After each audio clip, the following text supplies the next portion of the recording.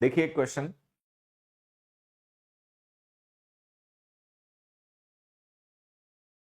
This box is twice heavier than that box. ये box उससे 2 गुना भारी है।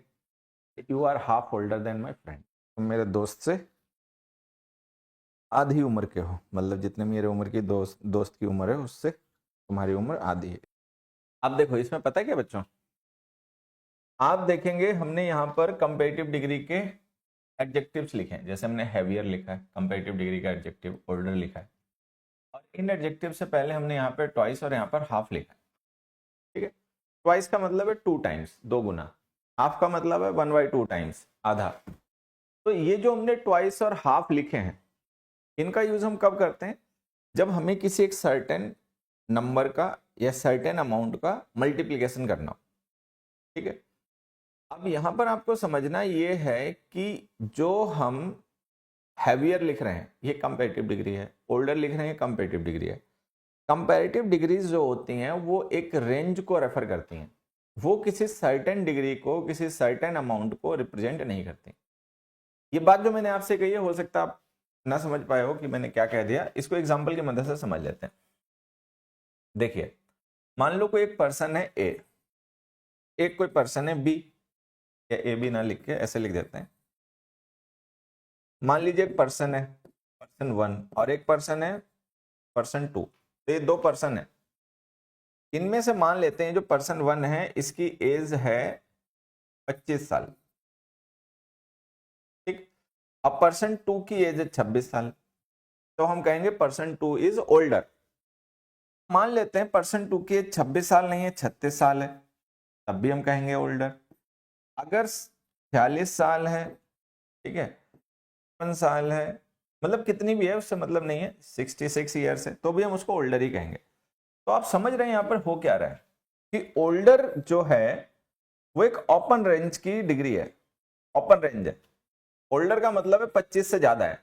अब 25 से ज्यादा कितना भी हो सकता है, 26 हो सकता है, 56 हो सकता है, 106 हो सकता है, 76 हो सकता है, कितना भी हो सकता है।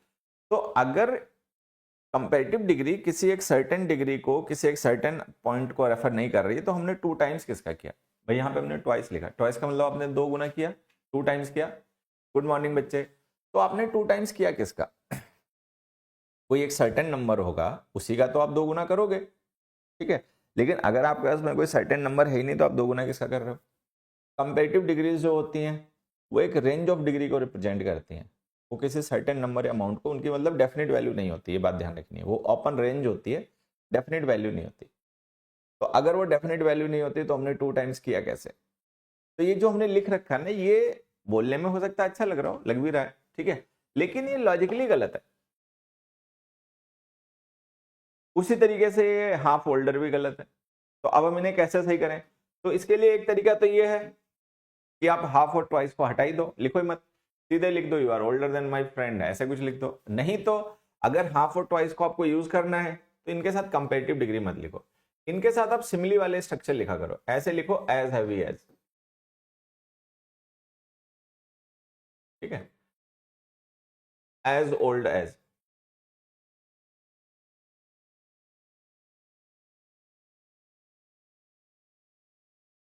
अब एज हैवी एज और एज ओल्ड एज का मतलब क्या हुआ, मान लो जैसे पी जो है पर्सन 1 जो है ये 25 साल का है, तो अगर हम कहते हैं you are half as old as my friend, तो इसका मतलब ये जो 25 साल है उसी का आधा।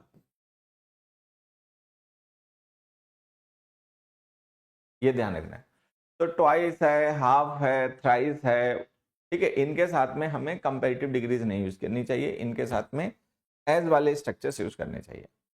ये हमें यहां से सीखना था। जैसे हम लिख दें कहीं पर thrice bigger, this park is thrice bigger than that park, तो ये गलत है। तो हमें इसको लिखना चाहिए थ्राइस या 3 टाइम्स एज बिग एज। तो जो हमने थ्राइस बिगर लिखा ये गलत है, और थ्राइस एज बिग एज लिखा ये सही है। तो हाफ है, ट्वाइस है, थ्राइस है, जो मल्टीप्लिकेशन को रेफर करने वाले वर्ड्स होते हैं, इनके साथ में हमेशा कोई डेफिनेट वैल्यू का ही वर्ड लिखा करो जिसका हम मल्टीप्लिकेशन या डिवीजन कर पाए। कंपैरेटिव डिग्री कोई डेफिनेट वैल्यू को रिप्रेजेंट नहीं करती, वो एक रेंज ऑफ वैल्यूज को रिप्रेजेंट करती हैं। उसका हम मल्टीप्लिकेशन डिवीजन नहीं कर सकते जब तक हमें पता ना चले कि वो एग्जैक्ट नंबर या फिगर क्या है जिसका मल्टीप्लिकेशन या डिवीजन कर रहे हैं। तो ट्वाइस हाफ थ्राइस के साथ में ऐसे लिखा करो। ये जो आपके सामने लिखा है ना बच्चे question, you should watch it, it is a worth watching movie. देखिए हमने यहाँ पर एक हमने यहाँ पर नाउन लिखा है मूवी, और उसके लिए हमने एक डिटर्मिनर लिखा है ए। हमने लिखा है it is a movie. What kind of movie is it, ये बताने के लिए हमने एक एडजेक्टिव लिखा है वर्थ। ठीक है, हाउ मच वर्थ, कितना वर्थ, ये बताने के लिए हमने एक वर्ड लिखा है वॉचिंग। सॉरी, अब ये जो हमने वॉचिंग लिखा है ये एक्चुअली है तो जेरेंड, लेकिन यहाँ पे ये एडजेक्टिव का मॉडिफायर है, इसीलिए हम इसको एडवर्ब कहेंगे। तो ये जो हमने 4 वर्ड लिखे हैं, ये 4 वर्ड्स एक नाउन फ्रेज है। ये जो 4 वर्ड हैं ये एक नाउन फ्रेज है।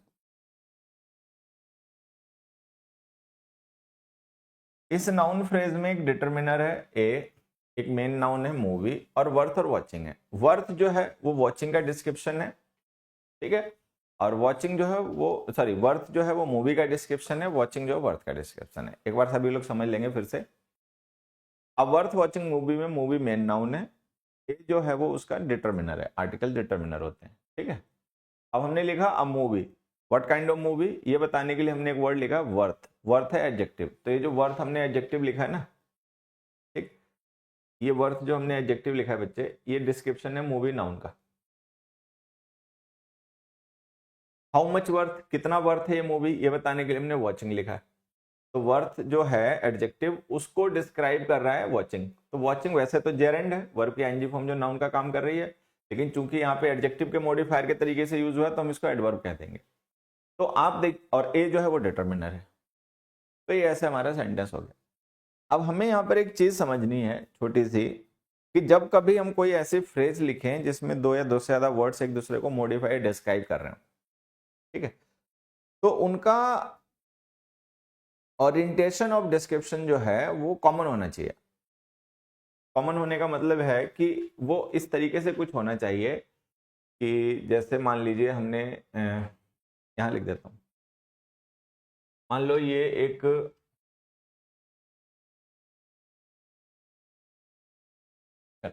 मान लो ये ए है और ये बी है और ये सी है, और ये एक दूसरे को मॉडिफाई कर रहे हैं। तो या तो ये ऐसे होना चाहिए कि ए बी को डिस्क्राइब करे, ए बी को डिस्क्राइब करे और बी सी को डिस्क्राइब करे, या फिर सी बी को डिस्क्राइब करे और बी ए को डिस्क्राइब करे। मतलब इनका डिस्क्रिप्शन का ओरिएंटेशन कॉमन हो। या फिर क्या तरीका हो सकता है, अगर इसके अलावा आप कुछ सोचो, वो गलत होगा जो भी सोचो। मान लो आप ऐसे सोचो कि ए जो है वो बी को डिस्क्राइब कर दे और बी सी को डिस्क्राइब नहीं, ऐसे सोचो कि ए सी को डिस्क्राइब कर दे और सी बी को डिस्क्राइब कर दे, या सी ए को डिस्क्राइब कर दे ए बी को डिस्क्राइब कर दे। तो ये सब गलत है। अब यहाँ पे देखो ये जो हमने लिखा ना वर्थ वॉचिंग मूवी, ये गलत है। क्यों? क्योंकि जो जिसका मॉडिफायर है, जो जिसका डिस्क्रिप्शन है ना, वो उसके पास होना चाहिए। अब इसमें जो वर्थ है ये डिस्क्रिप्शन मूवी नाउन का है, तो ये मूवी नाउन के पास होना चाहिए, पहले हो या बाद में हो। लेकिन हमने जिस तरीके से लिख रखा है तो वर्थ और मूवी के बीच में ये वॉचिंग वर्ड आ गया, तो ये गलत तरीके से हमने इसको लिख रखा है। हमें इसको सही करना चाहिए। चलो अभी इसको सही करेंगे, लेकिन उससे पहले एक छोटी सी बात मैं आपको और समझा देता हूँ। मैंने एक एग्जाम्पल लिखा बच्चों, मैंने यहाँ पर एग्जाम्पल लिखा कि lives at the mentioned above address. जैसे हमने ये क्वेश्चन लिखा, ठीक, तो इसमें आप देखेंगे यहाँ पर कि जो एड्रेस है ये नाउन है, मेन नाउन है, द जो है वो डिटर्मिनर है। मेंशन्ड और अबव में जो मेंशन्ड है ये एडजेक्टिव है, डिस्क्राइब करने के लिए एड्रेस को लिखा गया। जैसे हमने कहा he lives at the address, what which address, mentioned. Where mentioned ये बताने के लिए हमने लिख दिया अबव, तो अबव एडवर्ब है, तो ये इसे डिस्क्राइब कर रहा है और ये इसे डिस्क्राइब कर रहा है, तो ये भी उसी तरीके की मिस्टेक हो गई जैसे ऊपर है, तो ये गलत है। अब हम इसे कैसे सही करें? ठीक है, तो सही करने के हमारे पास दो तरीके हैं। एक तरीका है कि हम लिख दें the above mentioned address, the above mentioned address. एक तरीका तो हम ऐसे लिख सकते हैं। दूसरा तरीका क्या है कि हम लिख दें द एड्रेस मेंशन्ड अबव। मतलब इनमें से कोई एक तरीका हम यूज करें। देखो होगा क्या, जब हम लिखेंगे द अबव मेंशन्ड एड्रेस, तो अबव जो है वो मेंशन्ड को, मेंशन्ड जो है वो एड्रेस को डिस्क्राइब करेगा, तो या तो ये तरीका सही है, या फिर हम लिखें द एड्रेस मेंशन्ड अबव, तो इसमें क्या है, एड्रेस को मेंशन डिस्क्राइब करेगा, ठीक है, और मेंशन्ड को अबव डिस्क्राइब करेगा, तो भी ये सही है। तो कुल मिला के द मेंशन्ड अबव एड्रेस गलत है, उसको हम या तो द अबव मेंशन्ड एड्रेस या the mentioned the address mentioned above ऐसे लिख के सही कर सकते हैं, सही हो जाएगा। अब जब ये बात आप यहां से समझ जाओगे तो यही बात आप यहाँ पे अप्लाई कर सकते हो, आपके दिमाग में यही बात आनी चाहिए कि इसको भी फिर हम ऐसे सही कर सकते हैं कि या तो हम लिख दें, मतलब ये तो गलत है ही, खैर ये तो गलत है, इसको तो हटा ही दो। अब हमारे दिमाग में क्या आएगा कि हम इसको कैसे सही करें, तो एक तरीका हमें लगेगा कि हम ऐसे लिख दें अ वॉचिंग वर्थ मूवी, ठीक है, कि हम ऐसे लिख दें वॉचिंग वर्थ मूवी। दूसरा तरीका हमें लगेगा कि हम ऐसे लिख दें अ मूवी वर्थ वॉचिंग। अब इन दोनों तरीकों से लिखने पे होगा क्या कि अगर हम ऐसे लिखेंगे अब वॉचिंग वर्थ मूवी, तो वॉचिंग वर्थ को और वर्थ मूवी को डिस्क्राइब करेगा। अगर हम ऐसे लिखेंगे मूवी वर्थ वॉचिंग, तो वॉचिंग वर्थ को और ये इसको डिस्क्राइब करेगा।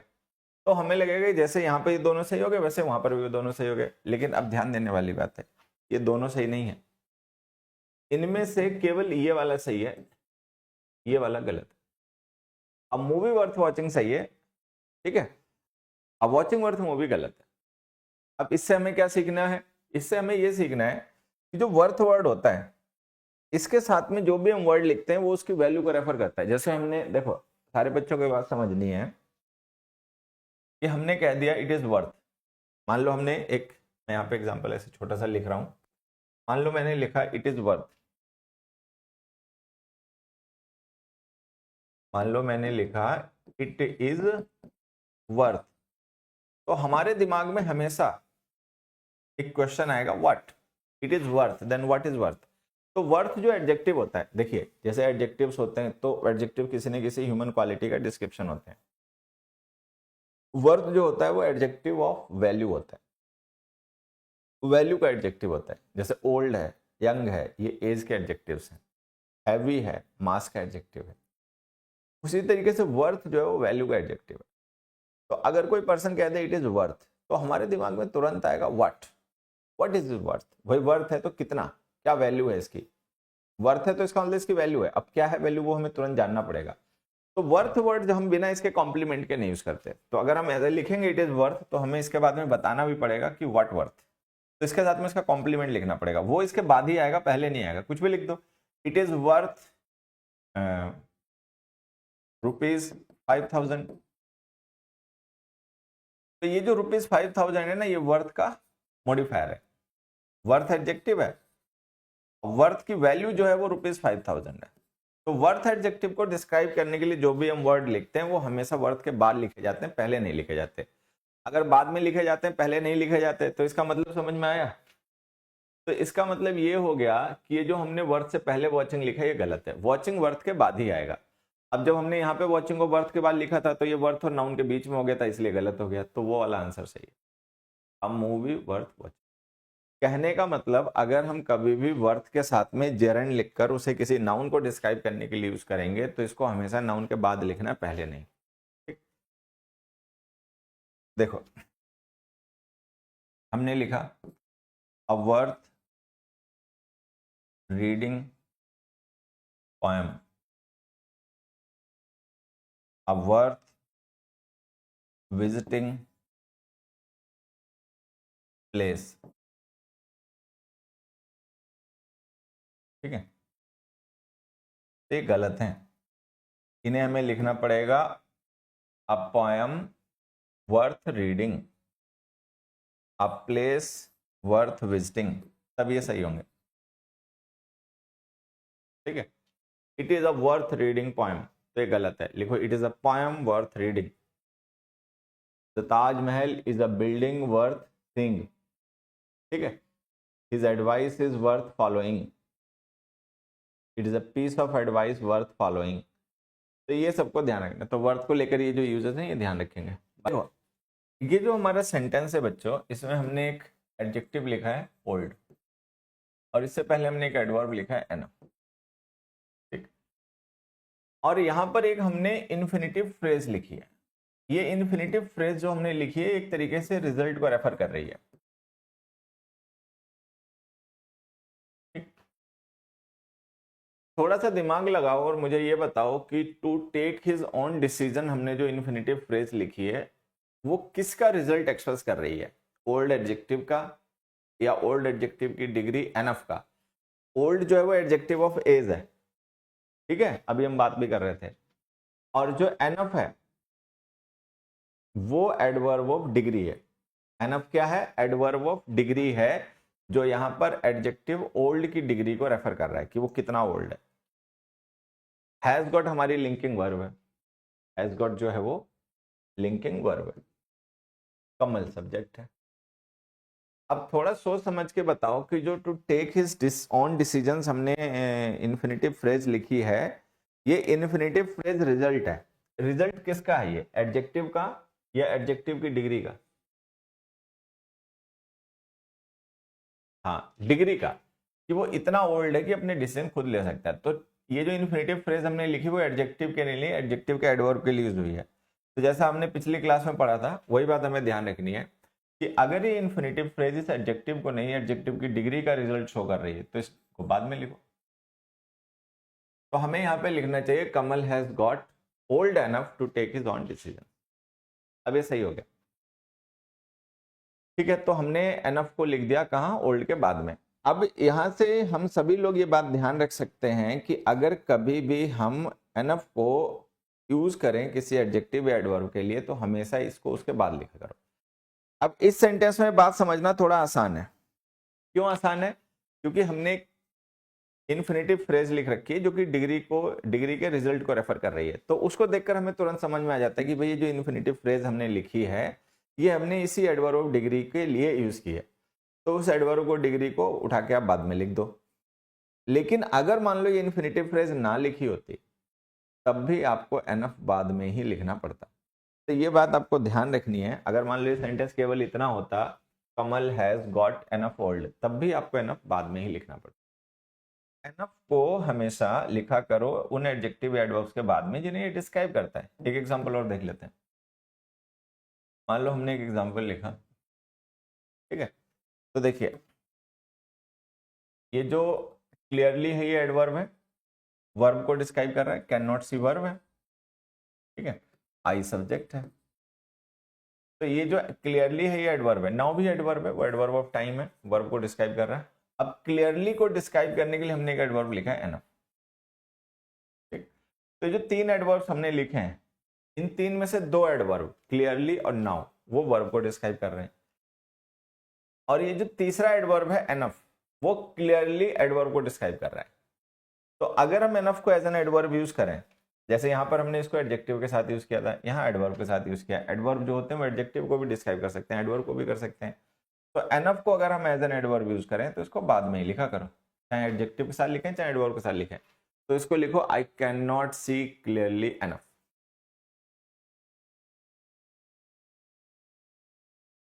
है बच्चों, ये जो हमने एक्सपीरियंस लिखा है नाउन है, ये एडजेक्टिव नहीं है ना एडवर्ब है। तो जब हम नाउन के साथ में एनफ को लिखेंगे तो हम इसे एडवर्ब नहीं कह सकते। डोंट हैव वर्ब है, वी सब्जेक्ट है।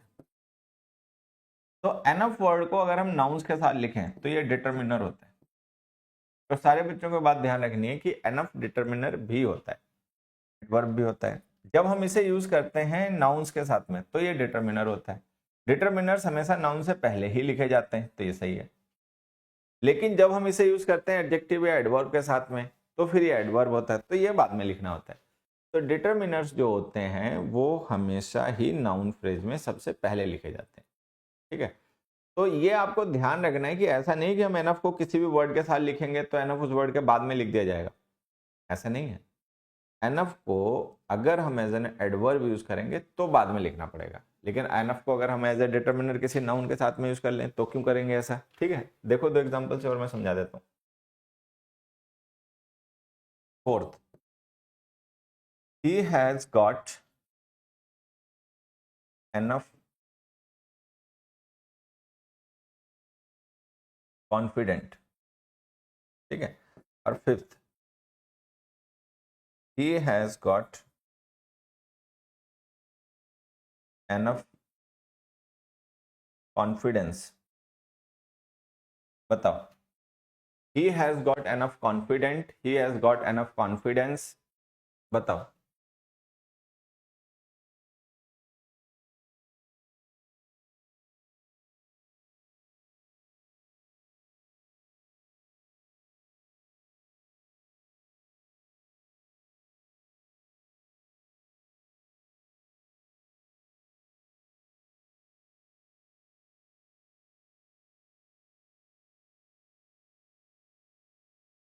देखिए इसे हमें ऐसे समझना चाहिए, ये जो कॉन्फिडेंट वर्ड हमने लिखा है और कॉन्फिडेंस वर्ड लिखा है, कॉन्फिडेंस होता है नाउन, कॉन्फिडेंट होता है एडजेक्टिव।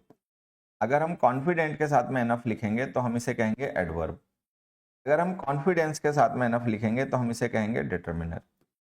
अगर एनफ डिटर्मिनर है तो इन नाउन से पहले ही लिखा जाएगा, तो ये जो हमने एनफ कॉन्फिडेंस लिखा ये सही है, जो एनफ कॉन्फिडेंट लिखा ये गलत है, इसको लिखे confident enough, he has got confident enough. तो ये इतनी छोटी सी बात हमें ध्यान रखनी है। एक दो एग्जाम्पल से ये बात मैं और समझा देता हूँ। देखो जैसे हमने यहाँ पे लिखा, जैसे मान लो हमने यहाँ पे लिखा एनफ रिच और हमने लिखा एनफ मनी, हमने यहाँ पे लिखा एनफ स्ट्रॉन्ग और हमने लिखा यहाँ पे एनफ स्ट्रेंथ, यहाँ पर हमने लिखा एनफ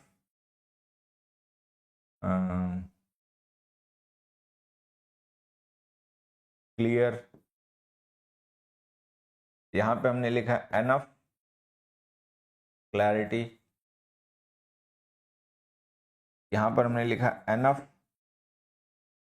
स्वीट, यहाँ पर हमने लिखा एनफ शुगर।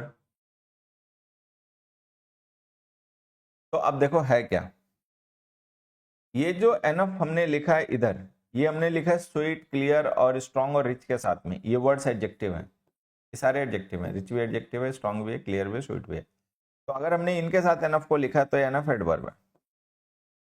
यहाँ पे जो हमने मनी, स्ट्रेंथ, क्लैरिटी, शुगर लिखा है ये नाउन है, ठीक है। अगर हम नाउन के साथ में एनफ लिख रहे हैं तो ये डिटर्मिनर है। अब है क्या, अगर एनफ डिटर्मिनर है तो एज अ डिटर्मिनर तो नाउन से पहले ही लिखा जाएगा, तो यहाँ पे जो हमने एनफ लिखा है इन नाउन से पहले ये सही है, एनफ शुगर सही है, एनफ क्लैरिटी सही है, एनफ स्ट्रेंथ सही है, एनफ मनी सही है। यहाँ जो एनफ हमने लिखा है एडजेक्टिव से पहले ये गलत है, अगर आप एडजेक्टिव के साथ इसे लिखोगे तो ये एडवर्ब है, तो बाद में लिखो। तो लिखो sweet enough, clear enough, enough.